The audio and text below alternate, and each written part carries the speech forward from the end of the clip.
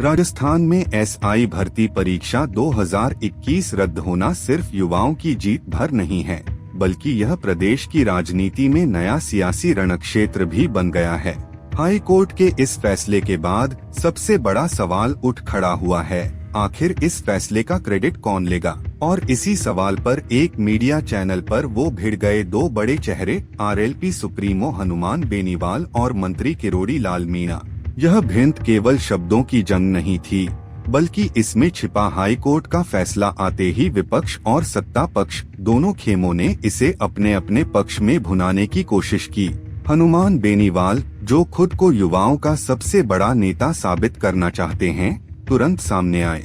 उन्होंने कांग्रेस पर paper leak करवाने का आरोप लगाया और भाजपा पर पर्दा डालने का। उनका निशाना साफ था, एक तरफ कांग्रेस को भ्रष्ट बताना, दूसरी ओर भाजपा को युवाओं के खिलाफ खड़ा करना।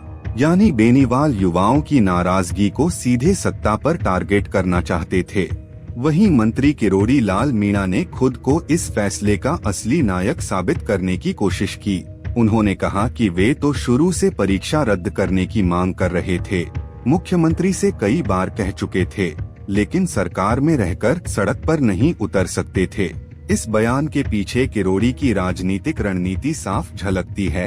एक तरफ सरकार के भीतर अपनी प्रासंगिकता बनाए रखना, दूसरी तरफ युवाओं को यह संदेश देना कि मैं ही तुम्हारा असली हितैषी हूँ। बहस के दौरान दोनों नेताओं ने एक दूसरे को कटघरे में खड़ा किया। बेनीवाल ने किरोड़ी पर उम्र हो गई कहकर कटाक्ष किया, तो किरोड़ी ने पलटकर कहा, मेरी उम्र चाहे जितनी हो, लेकिन मेरी जितना परिश्रम करना सीखो। यह तकरार केवल व्यक्तिगत नहीं थी, बल्कि इसमें दोनों नेताओं के राजनीतिक समीकरण छिपे थे।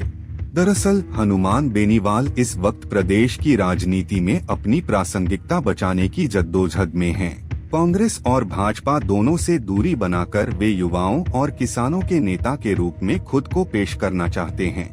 वहीं किरोड़ी लाल मीणा भाजपा सरकार के भीतर लगातार यह संदेश देना चाहते हैं कि वे ही असली भ्रष्टाचार विरोधी चेहरा हैं और युवाओं के मुद्दे पर उनकी आवाज सबसे बुलंद है। डिबेट में पुरानी कड़वाहटें भी सामने आईं। बेनीवाल ने आरोप लगाया कि किरोड़ी ने उन्हें धोखा दिया और आदिवासी पार्टी बनाकर अलग रास्ता चुना। किरोड़ी ने भी पलटवार किया कि राजनीति में लाने और आगे बढ़ाने वाला वही थे। यानी यह टकराव सिर्फ एसआई भर्ती तक सीमित नहीं था, बल्कि पुराने राजनीतिक रिश्तों की दरार भी इस बहस में साफ झलकी। आखिरकार मामला इतना बढ़ा कि दोनों ने एक दूसरे को लुटेरा, नकली और चोरों का मददगार तक कह डाला। यह शब्दावली बताती है कि एसआई भर्ती रद्द होना नेताओं के लिए मुद्दा कम और राजनीतिक हथियार ज्यादा बन चुका है। एसआई भर्ती परीक्षा रद्द होना लाखों युवाओं की राहत है, लेकिन राजनीतिक नजरिए से यह सिर्फ शुरुआत है। हनुमान बेनीवाल इसे युवाओं के आंदोलन और अपने संघर्ष का परिणाम बताकर अपनी क्रांति की छवि गढ़ना चाहते हैं।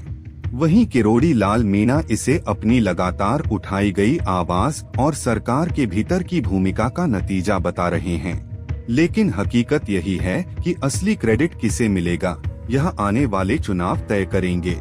फिलहाल यह मुद्दा युवाओं की नौकरी से ज्यादा नेताओं की सियासी जमीन बचाने और बढ़ाने की जंग बन चुका है।